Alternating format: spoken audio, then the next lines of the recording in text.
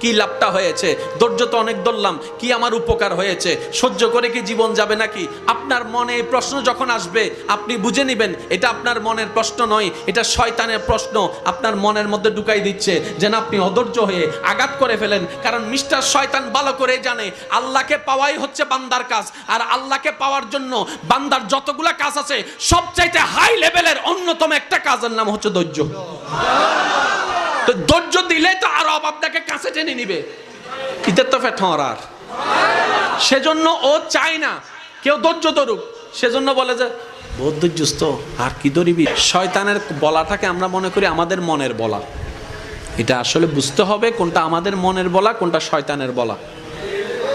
এবার আপনি শয়তানের কথাটা শুনে ছোট ভাইরে দইলা কলার সাইড দইলা মাইরা দিয়েছেন, নাক একটা ফাটাই দিয়েছেন। কার কথা শুনে? জোরে বলতে হবে কার কথা শুনে? তাহলে দোষীকে শয়তান, দোষীকে। এবার